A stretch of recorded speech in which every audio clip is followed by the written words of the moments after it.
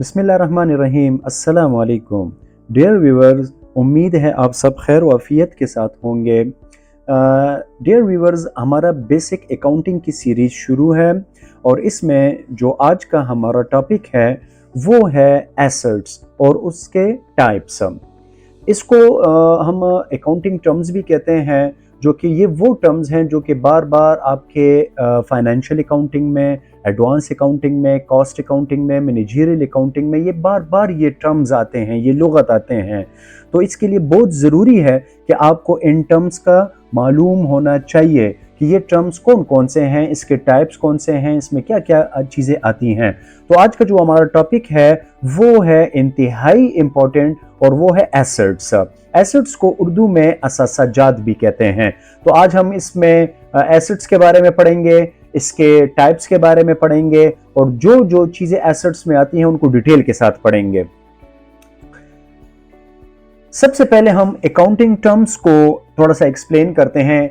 हमने पिछले अपने लेक्चर्स में पढ़ा अकाउंटिंग के बारे में, डिटेल के साथ पढ़ा, उसकी हिस्ट्री पढ़ी, उसके ऑब्जेक्टिव्स पढ़े, उसकी डिफिनेशंस पढ़ी, उसके फंक्शंस पढ़े, उसके इंपॉर्टेंस पढ़े। ये तमाम पीछे चीज़ें हमने लेक्चर्स में दी हुई हैं। लिहाजा आपसे गुजारिश है आप पीछे वो स्लाइड्स देख लें, वो लेक्चर्स देख लें, ताकि आपको आसानी हो जाए आगे लेक्चर्स को पिक करने में।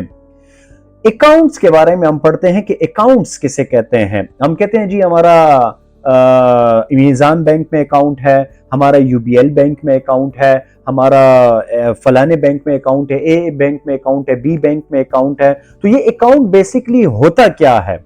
अकाउंट को कहते हैं the summarise record of all business transaction is called accounts. यानी हमारी जितनी भी बिजनेस ट्रांजैक्शंस होती हैं, इनकी जो समरी होती है और उसके जो हेड होता है, हम उसको अकाउंट कहते हैं। और ये इंतहाई क्लियर है। अकाउंटिंग में इसको इंतहाई क्लियर समझा जाता है।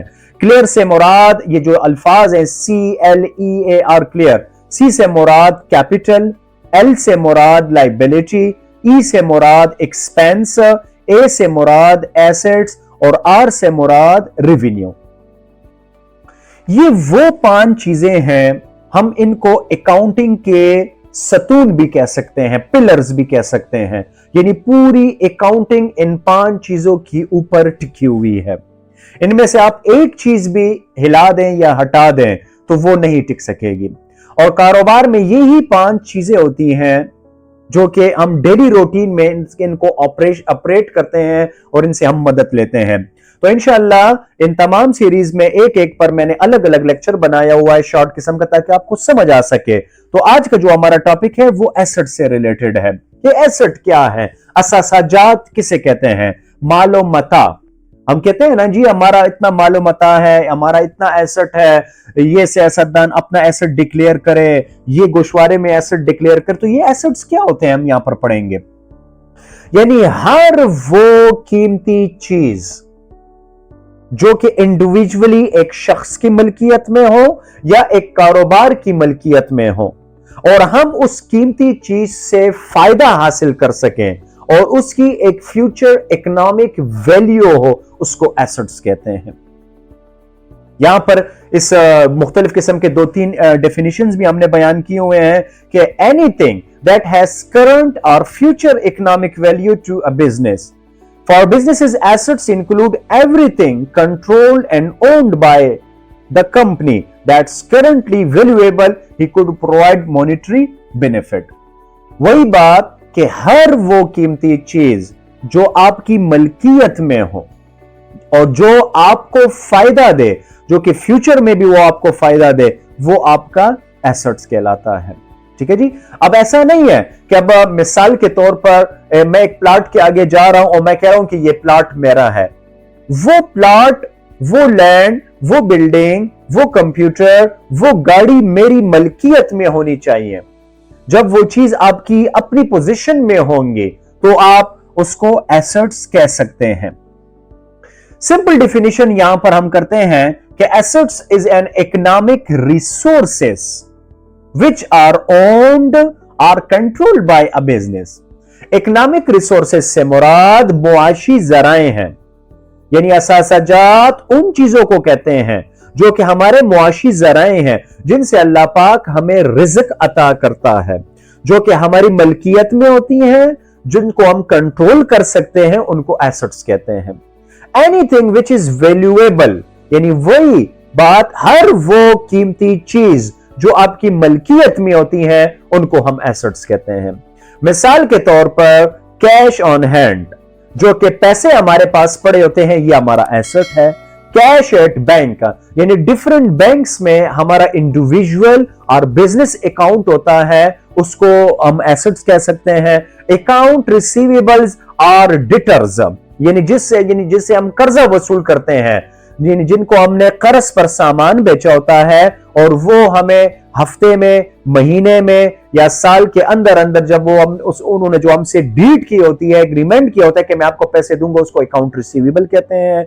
Note receivables land, building, machinery, furniture, vehicles, गाड़ियों को कहते हैं। गुडविल, नाम को कहते हैं, साख को कहते हैं, इज्जत को कहते हैं, पैटेंट्स, फार्मूलों को कहते हैं, ट्रेडमार्क जो तिजारती निशान होता है, ये तमाम चीजें जिनका नाम मैंने आपके सामने लिया है, इनको एसेट्स कहते हैं। ठीक है जी। अब यहां पर हमारे पास एसेट्स की कुछ टाइप्स हैं, यानी यही एसेट जो हमने ऊपर पढ़े, cash, bank, account receivable, land, building, furniture, अब इनकी अलग अलग क्लासिफिकेशन है। यहां पर जो सबसे पहले है टाइप्स ऑफ एसेट्स में, जो एसेट्स की हमारे पास अकसाम है, उसमें हमारे पास है करंट एसेट, दूसरा है फिक्स्ड एसेट्स, तीसरा है फाइनेंशियल एसेट्स और चौथा है इंटेंजिबल एसेट्स। ठीक है जी। अब हम इनको एक एक बारी बारी डिटेल के साथ पढ़ते हैं। ये एसेट्स की आपके सामने कुछ एग्जांपल्स है, यहां पर देख लें। यहां पर आपके सामने घर नजर आ रहा है, ये हमारा एसेट है। ये गाड़ियां नजर आ रही हैं, व्हीकल्स, ये हमारे एसेट्स हैं। ये बिल्डिंग्स, प्लाजे नजर आ रहे हैं, ये हमारा एसेट्स है। ये जो computers, laptop, currency, bank balance, ये तमाम चीजें हमारे एसेट्स हैं। जो कारखाने हैं, जो फैक्ट्रीज हैं, जो ज्वेलरीज हैं, जो बॉन्ड्स हैं, जो गोल्ड है, जो कीमती स्टोन्स होते हैं, ये हमारा सब हमारा एसेट्स कहलाता है। अससाजात इसको कहते हैं। ठीक है डियर व्यूअर्स, अब यहां पर हमारे पास सबसे पहले आ रहा है करंट एसेट। नाम से ही जाहिर है, करंट एसेट्स वो एसेट्स होते हैं जो एक साल के अंदर अंदर हम इसको इस्तेमाल करते हैं, जो एक साल के अंदर अंदर ये कैश में कन्वर्ट हो जाते हैं, तब्दील हो जाते हैं, उनको करंट एसेट्स कहते हैं। ठीक है जी। मिसाल के तौर पर हमारे पास कैश है, ये मोस्ट लिक्विड करंट एसेट्स है, यानी किसी भी वक्त हम इस कैश से कुछ भी चीज खरीद सकते हैं, कोई भी काम हम कर सकते हैं। हमारे जेब में ये पड़े होते हैं, हमारे घरों में ये पड़े होते हैं, ये मोस्ट करंट एसेट्स है। ठीक है जी। दूसरा है हमारे पास कैश इक्विवेलेंट्स।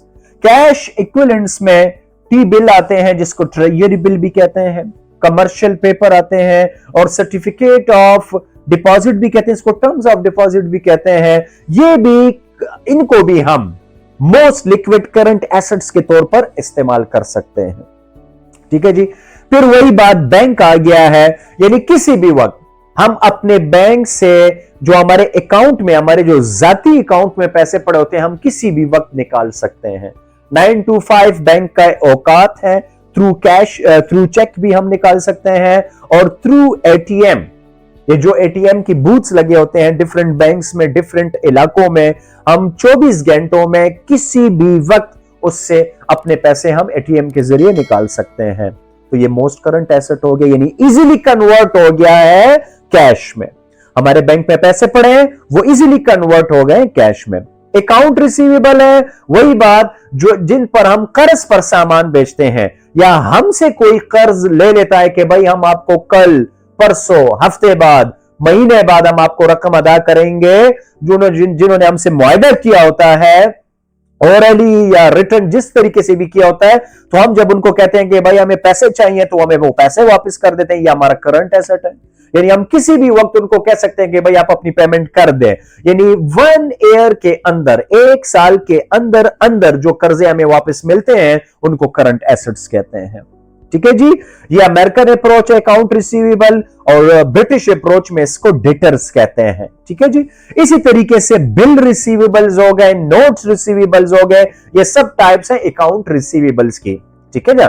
जो जुबानी जमा खर्च होता है वो अकाउंट रिसीवेबल में आ जाता है। अगर कोई बात रिटर्न होती है कि जी मैं आपको लिख कर देता हूं कि मैं आपको हफ्ते बाद, महीने बाद पैसे दूंगा, साल के अंदर अंदर जब भी हो गया, 2 महीने बाद, 3 महीने बाद मैं आपको रकम दूंगा, इसको नोट्स रिसीवेबल कहते हैं। इन्वेंट्री को हम स्टॉक भी कहते हैं। ये इजीली कन्वर्टेबल इनटू कैश है। हमारे पास कुछ स्टॉक पड़ा है, वो आसानी के साथ कैश में तब्दील हो जाता है बिक कर। जब हम उसको बेच देते हैं वो कैश में कन्वर्ट हो जाता है। ठीक है जी। इसके बाद ऑफिस सप्लाईज आती है हमारे पास। ये जो स्टेशनरीज हो गई हैं, जो पैकेट्स हमारे पास हो गए हैं, जो शॉपर्स हो गए, ये इजीली कन्वर्टेबल इनटू कैश होते हैं। प्रीपेड एक्सपेंसेस, ठीक है जी, यानी पेड इन एडवांस, यानी वो एक्सपेंसेस, वो अखराजात जो हम एडवांस में अदा कर देते हैं, ये हमारे करंट एसेट्स में आते हैं। ठीक है जी। दूसरा है हमारे पास फिक्स्ड एसेट्स।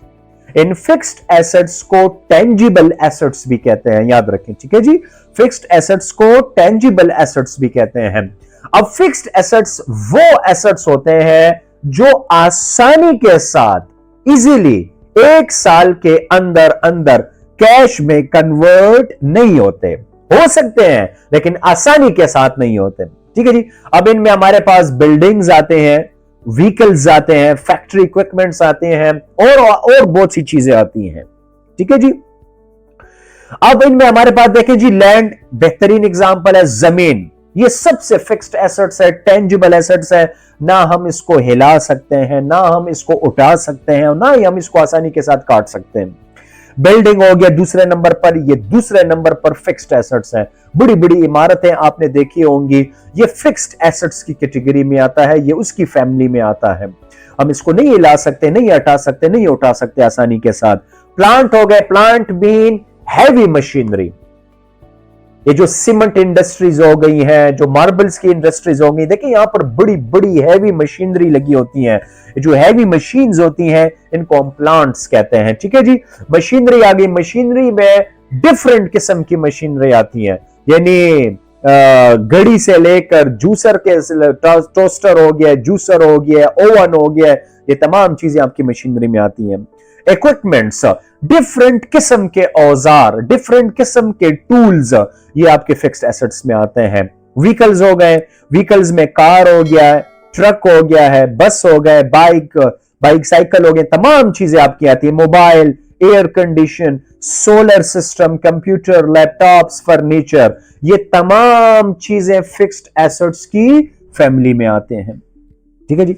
अब हमारे पास है तीसरे नंबर पर इनटेंजिबल एसेट्स।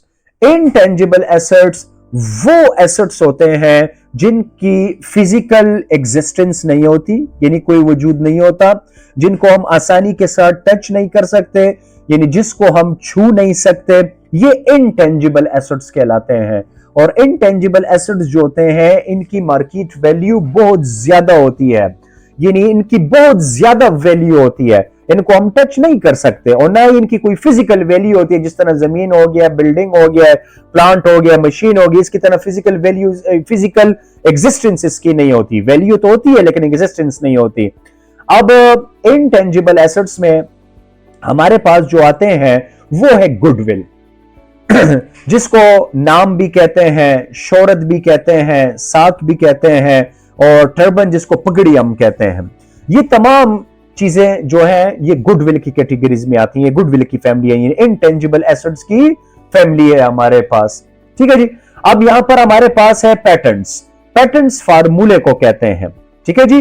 फार्मूला हो गया, मिसाल के तौर पर कोक का फार्मूला हो गया, पेनाडोल का फार्मूला हो गया, या डिफरेंट किस्म के हमारे पास जो फेमस सॉस रेसिपीज होती हैं, इसको पैटर्न्स कहते हैं, फार्मूला कहते हैं, ये इनटेंजिबल एसेट्स में आते हैं।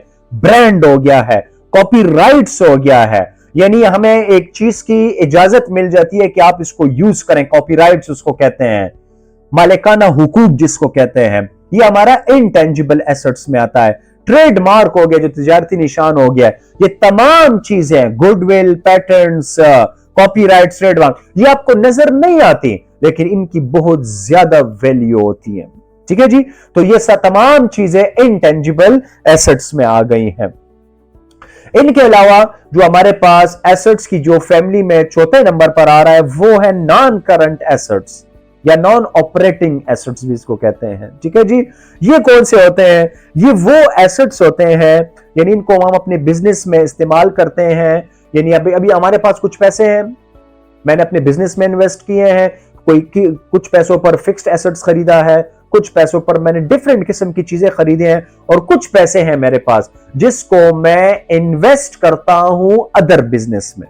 ठीक है जी। तो ये हमारे नॉन करंट एसेट्स में आते हैं, यानी जिसमें आप देख लें शॉर्ट टर्म इन्वेस्टमेंट्स हो गई, मार्केटेबल सिक्योरिटीज हो गई हैं, और interest income from a fixed deposit. ये हमारे पास तमाम चीजें नॉन करंट एसेट्स में आती हैं। ठीक है जी। इस चार्ट से आपको बखूबी अंदाजा हो जाएगा ये एसेट्स की क्लासिफिकेशन है। यानी बेसिकली तीन चीजें हमारे पास, एक फिजिकल एसेट्स होते हैं, ये अकॉर्डिंग टू यूजेज हो गए हैं इस्तेमाल के हिसाब से, एंड अकॉर्डिंग टू कन्वर्जन के हिसाब से हमारे पास हो गए। फिजिकल एसेट्स में वही बात है, टेंजिबल, जिसको हम टच कर सकते हैं, जिसको हम छू सकते हैं, जिसकी फिजिकल एग्जिस्टेंस मौजूद होती है। दूसरा है हमारे पास इनटेंजिबल एसेट्स, जो नजर नहीं आते, जिनको हम टच नहीं कर सकते, जिनको हम देख नहीं सकते, उनको इनटेंजिबल एसेट्स कहते हैं। यानी टेंजिबल एसेट्स में वही चीजें आ गई हैं, इक्विपमेंट हो गया, लैंड हो गया, बिल्डिंग हो गया, प्लांट हो गया, फर्नीचर, ये टेंजिबल एसेट्स हो गई हैं। इनटेंजिबल एसेट्स में अभी मैंने आपके साथ अर्ज किया, गुडविल हो गया, कॉपीराइट हो गया, लाइसेंस हो गया, ट्रेडमार्क हो गया, ब्रांड हो गया है, ये तमाम चीजें आपकी इनटेंजिबल एसेट्स में आती हैं। ठीक है जी। ये फिजिकल नोयत के हिसाब से हो गया।